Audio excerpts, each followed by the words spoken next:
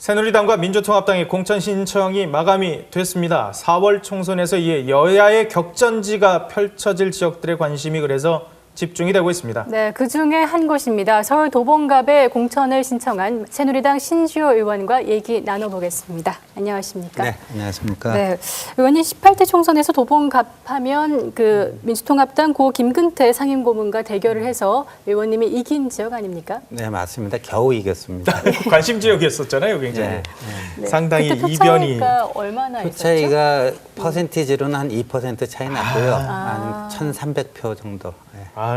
그래도 간신히 선전을 이겼습니다. 펼치셨죠. 간신히. 뭐. 네. 예. 그런데 민주통합당이 이 도봉갑에 네.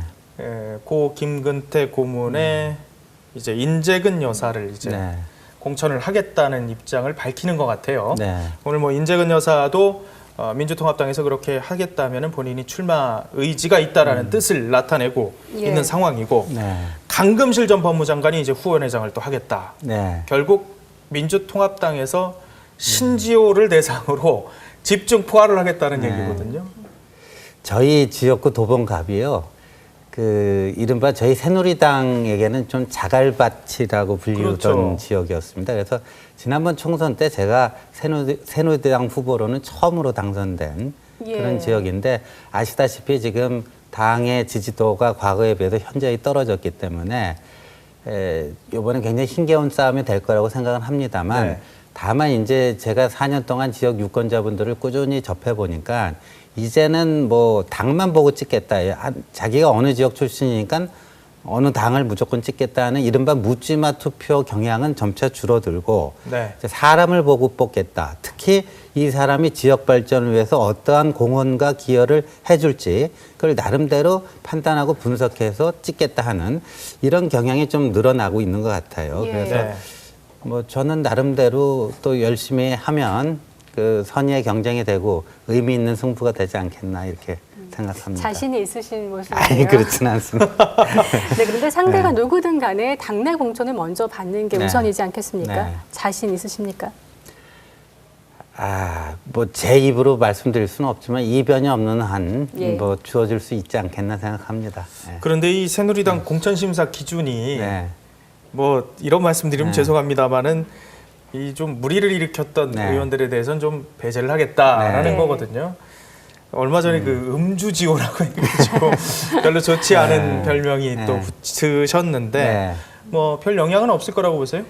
영향이 있을 수도 있겠지만요. 그 당시에 작년 9월 초였죠. 네. 서울시장 보궐선거 과정에서 제가 저녁 시간에 네. 기자들과 이제 몇 잔 이른바 소폭주라고 하는 것을 몇 잔 먹고 이제 100분 토론에 출연해서 좀 네. 무리가 일어났는데 그건 명백하게 말씀드리지만 그건 제 과오고 불찰이고 네. 그건 제가 안고 가야 될 짐이고 뭐 두고두고 저를 괴롭히는 그런 게 되지 않을까라는 생각이 듭니다. 네. 이제 다만 그날이 굉장히 저에게는 분주한 날이었습니다. 이제 네. 오전에 나경원 선대위 발족식이 있는데 부산 저축은행 관계자들이 항의 방문하겠다라고 하는 그 첩보가 들어와가지고 네. 이제 그분들 만나서 겨우 달래고 뭐 하느라고 힘들었고 그 다음에 이제 선대위 발족식도 사회 보고 그날이 또 국감이 있던 날입니다. 그래서 법무부 과천청사 가서 국감을 하고 있는데 이제 출입 기자들 저녁 만찬 자리가 만들어졌으니까 대변인들 네. 나오라고 하는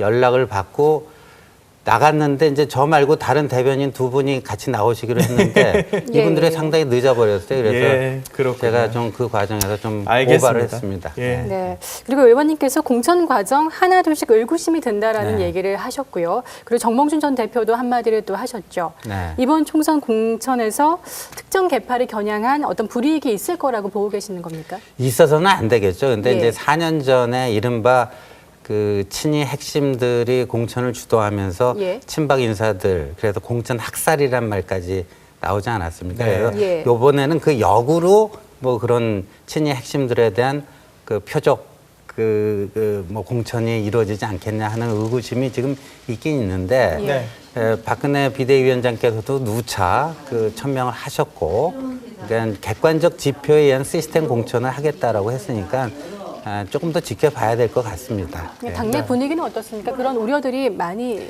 나오나요? 우려들이 전혀 없는 건 아닙니다. 전혀 없는 건 아닌데, 근데 이제 박근혜 비대위원장 입장에서도 보면 이제 총선 이후 12월 대선을 준비하는 과정에서 이번에 만약에 친이계들에 대한 공천 학살을 하게 되면 당이 치유하기 힘든 분열 상태로 갈 수밖에 그렇죠. 없고 예. 그렇게 되면 총선 성적도 좋지 않게 나올 뿐더러 본인의 대권 가도에도 이건 치명적 결함으로 작용될 거라고 보이기 때문에 네. 그렇게 4년 전과 같은 부자비한 거는 없지 않겠나 이렇게 보고 있습니다. 저는 다시 예. 지역 질문을 좀 하나만 더 네. 드려볼게요.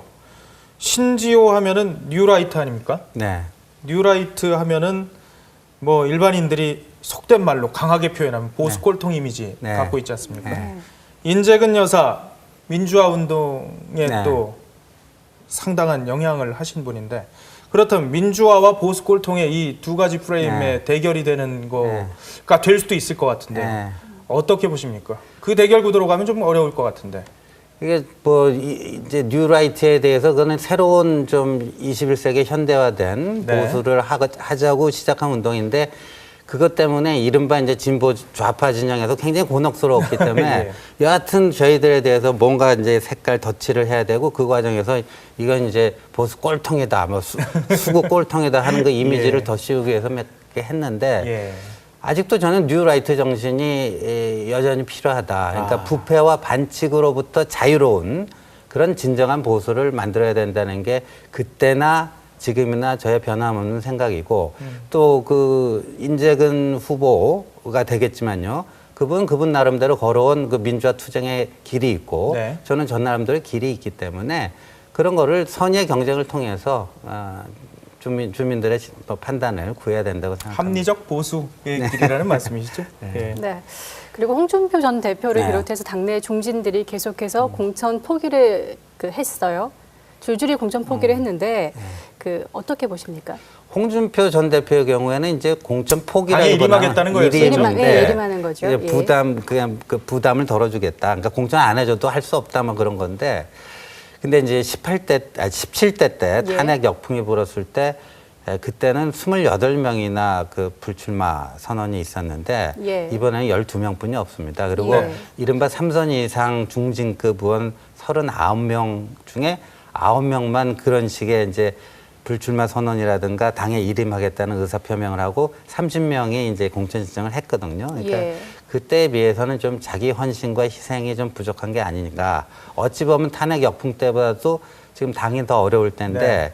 오히려 헌신과 희생의 모습은 더 줄어든 것 아닌가 하는 당 안팎에 좀 우려가 있는 것이 사실입니다. 그렇군요. 예. 그러면은 조동석 명단이라고 지금 뭐 나오고 네. 있거든요. 네. 인재 영입위원장이 본인이 이제 뭐 접촉을 해서 외부에서 인사를 수혈한다는 그런 네. 얘기인데 기존에 공천 신청을 했던 분들 대신에 네. 이분들이 공천 가능성이 더 가까워질 수도 있다. 그럴 가능성도 있다고 봅니다. 그래서 네. 지금 이제 조동성 리스트가 인재 영입 케이스로 해가지고 지금 그러니까 이제 언론에 발표가 된 공식적인 공천 신청자. 신청 명단과 별도로 네. 아마 있는 것 같고요.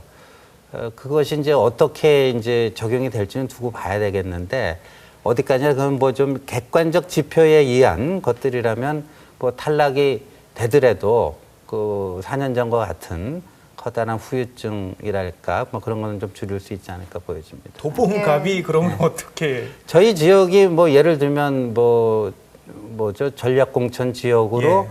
결정이 됐는데 제가 좀 여러 가지 좀 부적합하다. 그럼 저보다 훨씬 더 경쟁력 있고 훌륭한 후보가 와서 또 제가 봐도 그분이 더 훌륭할 것 같다 그러면 뭐 깨끗이 양보해야죠. 네. 그만큼 자신 있으시단 말씀 네. 같은데요. 마지막으로 국회의원 신지호의 점수는 100점 만점에 몇 점이십니까? 뭐 아직 한 70점 정도뿐이 안 된다 생각합니다. 나머지 30점은 다음에 또 계속 네. 해가시면서 채워지셔야 되겠죠. 예, 오늘 알겠습니다. 새누리당 신지호 의원과 얘기 나눠봤습니다. 고맙습니다. 고맙습니다. 감사합니다. 예.